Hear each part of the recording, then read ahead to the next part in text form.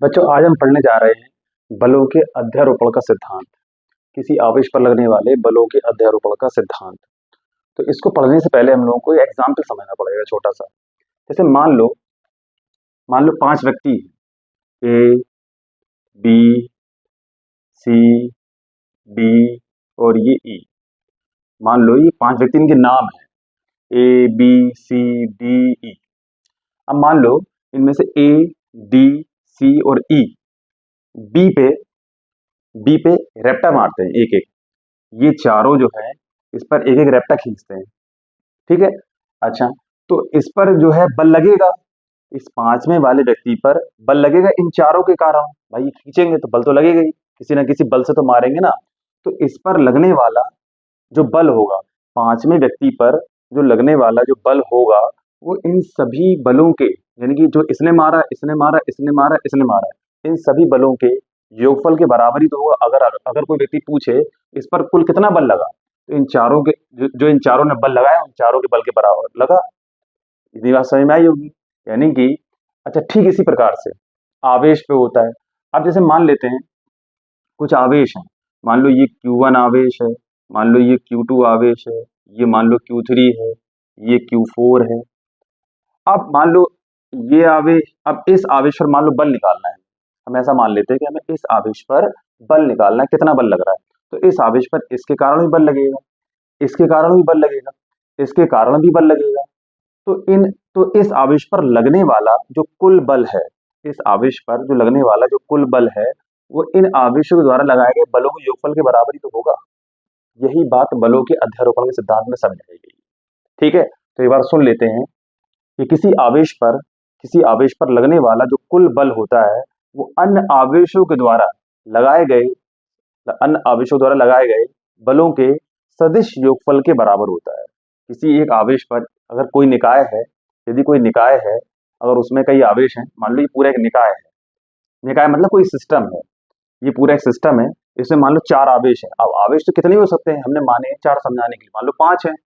तो इस आवेश पर जो लगने वाला जो बल होगा, इस आवेश पर जो लगने वाला जो बल होगा, वो अन्य सभी आवेशों के द्वारा लगाए गए बलों के सदिश योगफल के बराबर होगा। इसे ही बलों के अध्यारोपण का सिद्धांत कहते हैं। इसको लिख लेते हैं तो बेटा, ये जो है अध्यारोपण का सिद्धांत, यानी कि प्रिंसिपल ऑफ सुपरपोजिशन। यदि किसी निकाय में अनेक आवेश स्थित हैं, तो एक आवेश पर लगने वाला वैद्युत बल अन्य सभी आवेशों के द्वारा लगाए गए बलों के सदिश योगफल के बराबर होता है। आप लोगों को मुझे ये बताना है कि सदिश योगफल और योगफल में क्या अंतर होता है। ये तुम लोगों के लिए होमवर्क है। इसे अध्यारोपण का सिद्धांत कहते हैं। वही अभी एग्जाम्पल जो समझाया था। मान लो कोई आवेश है, ये कि Q1 आवेश है, इस पर मान लो एक आवेश Q2 है, एक Q3 है, एक Q4 है, ऐसी बहुत सारे आवेश हैं, मान लो Qn है। ये सारे आवेश इस पर बल लगा रहे हैं। ठीक है, ये सारे आवेश जो है इस पर बल लगा रहे हैं। तो बेटा, अध्यारोपण के सिद्धांत से क्या होगा, अध्यारोपण के सिद्धांत से अध्यारोपण अध्यारोपण के सिद्धांत से क्या होगा बेटा, अध्यारोपण का सिद्धांत जो कहता है वो ये कहता है कि इस आवेश पर, वो एग्जाम्पल के लिए समझाने के लिए केवल बनाया है, उसको बनाना नहीं। इस आवेश पर लगने वाला जो बल होगा, मान लो वो कैपिटल F है, जो होगा वो पहले आवेश पर दूसरे आवेश के कारण बल, पहले आवेश पर दूसरे के कारण बल, प्लस वेक्टर F13 पहले आवेश पर तीसरे के कारण बल, प्लस वेक्टर F14 पहले आवेश पर चौथे के कारण बल, और plus dot dot dot dot, और जो लास्ट में nवा आवेश होगा, मान लो वेक्टर F1n, nवे आवेश के कारण बल होगा। तो यही बेटा कहलाता है हमारा बलों के अध्यारोपण का सिद्धांत, यानी कि प्रिंसिपल ऑफ सुपरपोजिशन। ये इसका फॉर्मूला तैयार हो गया। अब बेटा इसको मैथमेटिकली थोड़ा और मान लो बेटा, कोई निकाय है जिसमें n आवेश है, बनाते हैं यहाँ पे, इसका डायग्राम बनाते हैं और समझते हैं इसको।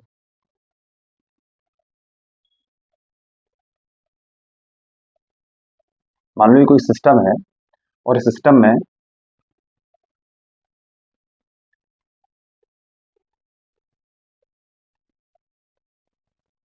एक आवेश ही रखा है, इसका नाम मान लो Q1 आवेश, Q1 है। और मान लो बेटा एक आवेश को ये रखा है, इसका नाम मान लो Q2 है। और मान लो कोई एक आवेश जो है यहाँ रखा है, इसका नाम है बेटा Q3। ठीक है, ये मान लिया। और ऐसे ही जो है लास्ट में हमने nवा आवेश माना, एक आवेश जो है nवा आवेश, ये Qn।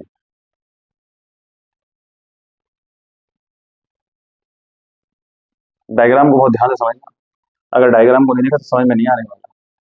और इसका जो स्थिति सदिश है, ये मान लो मूल बिंदु O है, इसका जो स्थिति सदिश है Q1 का, Q2 का, Q3 का, Qn का, उनके नाम लिख लेते हैं बेटा कि ये जो है इसका स्थिति सदिश मान लो वो है बेटा वेक्टर R3, वेक्टर R3।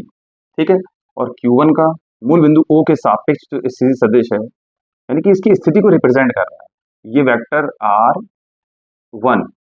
और ये मान लो बेटा वेक्टर R2, और इसको नाम दे देते हैं बेटा हम लोग कौन सा, ये वेक्टर R2 हो गया, और ये हो गया हमारा कौन सा बेटा, वेक्टर Rn। ये इसका ये स्थिति सदिश हो गया। अब मान लो हमें इस आवेश की, Q1 आवेश की, इन आवेशों के सापेक्ष अगर स्थिति सदिश निकालना हो तो वो कैसे निकालेंगे, इसको बेटा इससे मिलाओ, और ये जो बेटा बनेगा यहाँ पे, ये जो बनेगा, ये बनेगा हमारा वेक्टर R12। क्या मतलब है इसका, इस बात का मतलब ये है 12 का कि पहले आवेश का स्थिति सदिश या पहले आवेश की स्थिति दूसरे के सापेक्ष, पहले आवेश की स्थिति दूसरे आवेश के सापेक्ष। ठीक इसी प्रकार से यहाँ पे निकालेंगे बेटा, कैसे निकलेंगे, इसको लिखेंगे हम लोग ऐसे कि वेक्टर वेक्टर आर, पहले 1 की 3, पहले आएगा 1 जिसकी स्थिति को रिप्रेजेंट करेंगे, पहले वो जिसके सापेक्ष करेंगे, बाद में उसको लिखेंगे। ठीक है, इतनी बात समझ में आ गई होगी। अब उसके बाद अब एक आवेश ये लास्ट वाला माना हमने, तो मान लो इसकी जो स्थिति सदिश है बेटा वो हमारा ये है, और इसको रिप्रेजेंट करेंगे हम लोग कैसे, वेक्टर आर, पहले आवेश को पहले आवेश की स्थिति को रिप्रेजेंट कर रहे हैं किसके सापेक्ष, इसके सापेक्ष, nवे आवेश वेक्टर R1। अच्छा, इतना डायग्राम समझ में आ गया। उसके बाद अब आगे क्या करने वाले हैं बेटा, अब आगे करने वाले ये है, अब ये आवेश जो है बेटा, ये Q2, Q3, Qn, ये आवेश Q1 आवेश पर बल लगाएंगे। तो हम ऐसा मान लेते हैं थोड़ी देर के लिए कि ये आवेश जो है निर्वात में रखे हैं या वायु में रखे हैं, और सारे सेम एक ही प्रकृति के आवेश हैं। ठीक है, तो ये आवेश इस पर मान लो बल लगाएगा यहाँ पर, तो ये आवेश इस पर बल लगाएगा इस डायरेक्शन में। तो ये जो है Q1 आवेश पर Q3 के कारण जो बल हो गया बेटा वो वेक्टर F13, तीसरे आवेश के कारण पहले पर बल हो गया।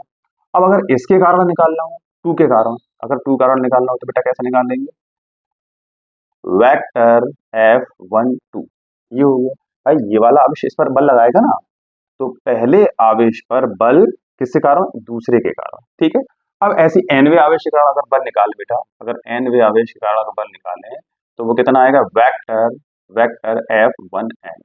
इतना डायग्राम समझ में आ गया होगा। अगर डायग्राम समझ में नहीं आया तो आगे बढ़ने से कोई फायदा नहीं होने वाला, डायग्राम का समझ में आना बहुत कंपलसरी है। अगर नहीं समझ में आया तो पीछे एक बार बैक जाके फिर से दोबारा से देख लो, पूरा फिर समझ लो कैसे इसको करना है। ठीक है बेटा, चलो अब आगे बढ़ते हैं कूलाम के नियम से, कूलाम के नियम से,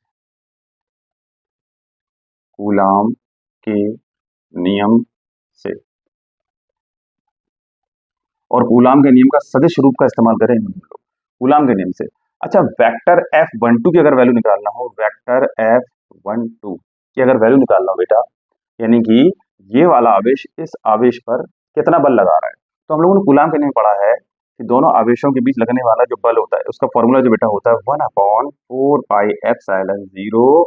और आवेश कौन कौन से हैं, Q1 है और साथ में बेटा Q2 है, और इनके बीच की डिस्टेंस वो कितनी है, वेक्टर R12, इसका मैग्नीट्यूड देखो, अगर वेक्टर R12 लिखा है और अगर हमें इसका अगर केवल मैग्नीट्यूड लिखना है, अगर केवल इसका मैग्नीट्यूड, तो बेटा वो मैग्नीट्यूड कैसे लिखा जाएगा, R12, ये इसका मैग्नीट्यूड हो जाएगा केवल और केवल। ठीक है ना, इतनी बात याद रखना। अच्छा, एक बात और सुनो, अगर अगर जैसे मान लो कोई वेक्टर है, कोई वेक्टर A है, तो इसके पास इसका एक तो मैग्नीट्यूड होता है, एक तो इसका मैग्नीट्यूड, और साथ में दिशा होती है, और दिशा को रिप्रेजेंट करते हैं बेटा कैप से। ऐसे रिप्रेजेंट करते हैं, कैप से रिप्रेजेंट करते हैं। अब ठीक इसी प्रकार से यहाँ होने वाला है, तो इनके बीच की जो डिस्टेंस है वेक्टर r12 स्थिति सदिश, और इस स्थिति सदिश का जो परिमाण होगा वो क्या होगा बेटा, r12, और साथ में दिशा, दिशा के लिए क्या रिप्रेजेंट करेंगे, दिशा के लिए r कैप 12, ये दिशा के लिए रिप्रेजेंट करेंगे। भाई सदिश राशि है ना, बल जो होती है सदिश राशि है, बल जो है एक सदिश राशि है, तो उसका परिमाण और साथ में उसकी दिशा भी दिखाना कंपलसरी है। ठीक है, इतनी बात समझ में आ गई होगी। चलिए आगे बढ़ते हैं। अब इसी प्रकार से अगर हम लोग निकालें वेक्टर F13, तो क्या निकल कर आएगा, 1/13, ये वाला 1/4πε0 Q1 Q3, और अपॉन में इनके बीच की डिस्टेंस कितनी आएगी, इसका केवल परिमाण लेना है, तो R13, और बेटा इसका जो डायरेक्शन जो होगी, जो इसकी डायरेक्शन होगी वो कैसे लिखेंगे बेटा, R कैप 13, ये इसकी डायरेक्शन को रिप्रेजेंट करने वाला है। और सिमिलरली बेटा, सिमिलरली क्या करने वाले हैं, सिमिलरली F1n निकाल लेंगे, F1n, भाई इसके बाद 14 आएगा, 15 आएगा, अब सब तो लिख नहीं सकते, अब सीधे लास्ट वाले पे चलते हैं, F14 कैसे लिखेंगे, vector F1n is equal to 1/4πε0 Q1 Qn, और अपॉन में Q1 और Q1 इनके बीच की डिस्टेंस कितनी होगी, R1n, और दिशा वेक्टर वो R कैप 1n, ये इसकी दिशा हो गई। अब क्या करेंगे, Q1 आवेश पर लगने वाला कुल बल, कैसे, मान लो वेक्टर F है, हम मान लेते हैं वेक्टर F, कितना बल है, कितना बल लग रहा है, vector F12 plus vector F13 plus, ऐसे ही आगे बढ़ता चला जाएगा, और वेक्टर F1n, ठीक है। अब इनकी बेटा वैल्यू पुट करते हैं, तो vector F is equal to 1/4πε0 Q1 Q2 और अपॉन R12, ये लिखा है R12, और साथ में बेटा R cap 12 plus 1/4πε0 Q1 Q3, भाई 1 और 3 है ना, 1 और उसके बाद R13, और साथ में बेटा क्या, R cap 13 plus dot dot dot dot dot plus 1/4πε0 Q1 Qn और अपॉन R1n, और बेटा R कैप 1n, ठीक है, इतने आसानी में आ गए। अच्छा अब इसको आगे बढ़ाते हैं, vector F is equal to अच्छा 1/4πε0 सब में कॉमन आ रहा है, 1/4πε0 सब में कॉमन आ रहा है, उसको बाहर निकाल लो, तो 1/4πε0 ये हमने कॉमन निकाला, अंदर बचेगा बेटा Q1 Q2 और अपॉन में R12 और बेटा R कैप 12 प्लस Q1 और Q3 और अपॉन R13 और ये R कैप 13 और plus Q1 dot dot dot dot dot और प्लस Q1 Qn और अपॉन R1n और बेटा R कैप 1n, और इसको हमने जो है कॉमन बाहर निकाल लिया, ठीक है, इतनी आसानी में आ गई। उसके बाद अब क्या है, देखो है क्या, जब भी हम लोग कैप को सॉल्व यानी इसको सॉल्व करेंगे तो होता क्या है, जैसे मान लो कोई सदिश राशि है, वैसे मैंने इसके पहले वाले वीडियो में इस बात को समझाया है, इसकी वैल्यू कैसे निकाली जाती है, जो इसके जस्ट पहले वाला जो लेक्चर है उसमें इसको समझाया गया है, वो डिस्क्रिप्शन में है, आप उसको देख सकते हैं जाके। अब क्या है कि जैसे मान लो कोई सदिश राशि है, वेक्टर मान लो कोई वेक्टर ए है, तो वेक्टर ए है तो इसके पास क्या भाई कोई भी सदिश राशि होती है बेटा, तो उसके पास जो है एक तो परिमाण होता है और साथ में क्या होती है, दिशा होती है, परिमाण होता है और साथ में दिशा होती है। अब मान लो कोई सदिश जो है वेक्टर ए, तो इसका परिमाण लिखेंगे, और इनटू में इसकी दिशा को कैप से रिप्रेजेंट करते हैं, ए कैप, इसे यूनिट वेक्टर बोला जाता है, एकांक वेक्टर बोलते हैं, ठीक है ना, एकांक वेक्टर। अब अगर हमें ए कैप निकालना होगा बेटा तो कैसे निकालेंगे, ये नीचे चला जाएगा वेक्टर ए और अपॉन में इसका मैग्नीट्यूड, और मैग्नीट्यूड जो होता है बेटा वो हमेशा इसके वेक्टर को हटा दो नीचे, अकेला इसको ले दो, ये मैग्नीट्यूड हो गया। अब ठीक इसी प्रकार से बेटा अगर हमें इनकी वैल्यूज अगर पुट करना हो, इनकी वैल्यूज, इसको आगे बढ़ाते हैं हम लोग। आप vector f is equal to 1/4 pi epsilon 0 और बेटा q1 q2 r12 और साथ में वेक्टर r12 और अपॉन वेक्टर r12 अपॉन इसका मैग्नीट्यूड कितना होगा r12, ये इसका केवल मैग्नीट्यूड होगा, ठीक है। उसके बाद प्लस q1 q3 और अपॉन r13 और वेक्टर r13 और अपॉन में r13 इसका मैग्नीट्यूड, ठीक, और plus dot dot dot q1 qn और upon r1n vector r1n upon में r1n, ठीक। अच्छा, इस फॉर्मूले में हम लोग एक बात भूल गए, यहाँ स्क्वायर आएगा हर जगह, ये भूल गए, स्क्वायर आएगा, ठीक है, और यहाँ भी स्क्वायर आएगा, यहाँ हर जगह स्क्वायर आएगा, ये हम लोग भूल गए, ठीक है बेटा, ये स्क्वायर आता है यहाँ पर, ये स्क्वायर, यहाँ भी स्क्वायर आएगा बेटा, यहाँ भी स्क्वायर आएगा और यहाँ भी स्क्वायर आएगा, तो वो मैं शुरू से ही भूल गया उस बात को, तो यहाँ करेक्शन हुआ, तो इतनी बात समझ में आ गई। उसके बाद बेटा vector f is equal to 1/4 pi epsilon 0 q1 q2 और अपॉन में r12 का क्यूब और वेक्टर r12 और प्लस q1 q3 और r13 का क्यूब, इनका मल्टीप्लाई कराएंगे ना, तो ये जाएगा vector r13 plus dot dot dot q1 qn और अपॉन r, इनका मल्टीप्लाई कराओ, r1n का क्यूब और साथ में बेटा वेक्टर r1n, तो यहाँ जाकर बेटा ये हमारा समाप्त हो जाता है, तो हम लोग को यहाँ तक करना है। इसको बलों के अध्यारोपण को मैथमेटिकली कूलाम के नियम से समझाया गया है, ठीक है ना, मैथमेटिकली कूलाम के नियम से समझाया। अच्छा, यहाँ पर एक बात और आती है, एक बात और समझ लो, ये यहाँ पर खत्म हो गया, किन्हीं भी दो आवेशों के मध्य, कोई भी दो आवेश है, कोई भी, जैसे मान लो यहाँ समझ लेते हैं, जैसे मान लो ये दो आवेश है, एक है q1 और ये रहे q2, किन्हीं भी दो आवेशों के बीच जो बल लगता है, किन्हीं भी दो आवेशों के बीच में बेटा जो बल लगता है वो कभी भी तीसरे आवेश, मान लो यहाँ पर q3 है, इनके बीच में जो बल लगेगा वो इस आवेश से प्रभावित कभी नहीं होता है, ये बात याद रखना।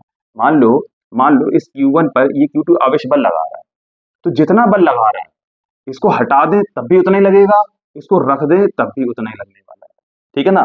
इनके बीच में जो ये वाला आवेश इस पर जो बल लगा रहा है वो प्रभावित नहीं होगा, इसके आ जाने से इस पर लगने वाला इसके कारण बल प्रभावित नहीं होगा, लेकिन टोटल बल इस पर वो अलग हो जाएगा, क्योंकि इस पर बल ये भी लगाएगा वो अलग हो जाएगा, लेकिन आवेश जो है एक दूसरे को प्रभावित नहीं करते हैं, ठीक है, इतनी बात क्लियर है ना।